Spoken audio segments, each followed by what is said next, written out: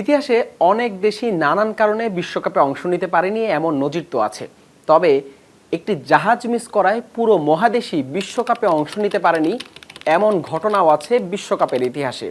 ১৯৩০ সালের প্রথম আসরে ঘটেছিল সেই ঘটনা, আর দুর্ভাগা সেই দেশটির নাম মিশর। সেবার প্রথম বিশ্বকাপে অংশ নিতে ফিফা তাদের অধীনে সবকটি দেশকে আমন্ত্রণ জানিয়েছিল, আর আফ্রিকা মহাদেশ থেকে সেই আমন্ত্রণ গ্রহণ করেছিল শুধুমাত্র মিশর। সেবার আয়োজক দেশ ছিল উরুগুয়ে, আর সে সময় অন্যান্য মহাদেশ থেকে দক্ষিণ আমেরিকায় যাওয়ার জন্য একমাত্র বাহন ছিল জাহাজ, যেটা ছিল বেশ কষ্টসাধ্য এবং প্রায় ২.৫ থেকে ৩ সপ্তাহ বা তার চেয়েও বেশি সময় লাগতো ভ্রমণে। পরিকল্পনা অনুযায়ী মিশরের কায়রো থেকে একটি জাহাজে করে ভূমধ্যসাগর পাড়ি দিয়ে মিশর দলের আসার কথা ছিল ফ্রান্সের মার্সেইতে।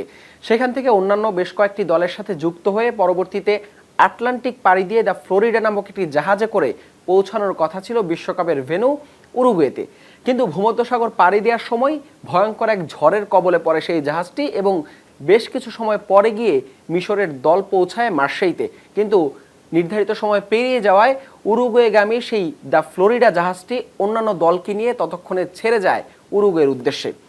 এবং শিডিউল অনুযায়ী পরবর্তী যে জাহাজ ছিল সেটিতে করে যদি মিশর বিশ্বকাপের উদ্দেশ্যে রওনা দিত, তবে উরুগুয়ে পৌঁছাতে পৌঁছাতে বিশ্বকাপের যে সময়, বিশ্বকাপ ততদিনে শুরু হয়ে যেত। যে কারণে আসলে মিশর ফুটবল ফেডারেশন তারা ফিফার কাছে একটি টেলিগ্রাম পাঠায় এবং যেখানে বার্তা দেওয়া হয় যে বিশ্বকাপের সময়সূচিটা কিছুটা পেছানোর বা তাদেরকে কিছুটা দেরিতে অন্তর্ভুক্ত করার। যদিও ফিফা এবং উরুগুয়ে তারা মিশরের সেই প্রস্তাবটি নাকচ করে দেয় এবং ভূমধ্যসাগরই আসলে মিশরের বিশ্বকাপের সেবারের প্রথম বিশ্বকাপে অংশগ্রহণের স্বপ্নটা শেষ হয়ে যায়। সেবার ইউরোপের 4টি দেশ যুগোস্লাভিয়া, রোমানিয়া, বেলজিয়াম এবং ফ্রান্স তারা সেই দ্য ফ্লোরিডা নামক জাহাজে করেই 1 মাসেরও বেশি সময় পাড়ি দিয়ে পৌঁছেছিল বিশ্বকাপের ভেন্যু উরুগুয়েতে।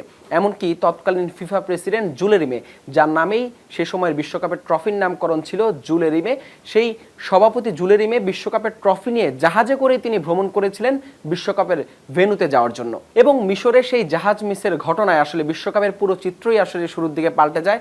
একটা হযবরল অবস্থা সৃষ্টি হয়। পুনরায় যে গ্রুপগুলো আছে সেগুলোকে পুনর্নির্ধারণ করতে হয়। তার কারণ হচ্ছে সেবার বিশ্বকাপে অংশ নেওয়ার কথা ছিল 16টি দলের। এর মধ্যে এশিয়া থেকে 2টি দল ছিল, জাপান এবং সিয়াম, অর্থাৎ বর্তমান নাম হচ্ছে থাইল্যান্ড, তৎকালীন নাম ছিল সিয়াম, এবং আফ্রিকা থেকে ছিল মিশর। আর্থিক খরচ, ব্যয়বহুল একটি ট্যুর সবকিছু বিবেচনা করে সে সময় জাপান এবং সিয়াম তারা তাদের নামটি আগেই সরিয়ে নেয়, যেখানে দলটি 16 থেকে নেমে আসে 14টি দলে। এবং পরবর্তীতে মিশর যখন জাহাজ মিস করে সেই বিশ্বকাপটি নেমে আসে 13 দলে। পরবর্তীতে দ্রুত সময়ের মধ্যে 4টি গ্রুপে ভাগ করে একটি গ্রুপে 4 দল এবং বাকি 3 গ্রুপে 3টি করে দল করে নির্ধারিত যে সময় ছিল সেই সময়ের মধ্যেই বিশ্বকাপ আয়োজন করা হয়।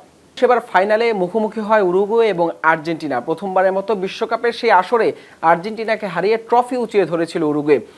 মিশর সেবার 1930 সালের পর 1934 বিশ্বকাপেও তারা অংশ নেয়। ইতালিতে সেই বিশ্বকাপে নকআউট পর্বে একটি মাত্র ম্যাচ খেলার তারা সুযোগ পায়, যেখানে তারা হেরে টুর্নামেন্ট থেকে বিদায় নেয়। পরবর্তীতে 1938 বিশ্বকাপে সুযোগ পেল, সেবার তাদের নামটা তারা প্রত্যাহার করে নেয়। এবং 1938, 1950 এই 2 আসরে আফ্রিকার কোনো দলই বিশ্বকাপে অংশ নেয়নি। মিশর তাদের ইতিহাসে এখন পর্যন্ত 2026 বিশ্বকাপ পর্যন্ত মোট 5 বার অংশ নিয়েছে এবং এই 5 আসরে তাদের যে পরিসংখ্যান, সেই পরিসংখ্যানে সাদামাটা সেই পরিসংখ্যানে নিশ্চয়ই 1930 সালের সেই জাহাজ মিসের ঘটনা ঐতিহাসিক এক ঘটনা হিসেবেই থাকবে মিশরের বিশ্বকাপ ইতিহাসে। হাসান আল মারুফ, যমুনা স্পোর্টস।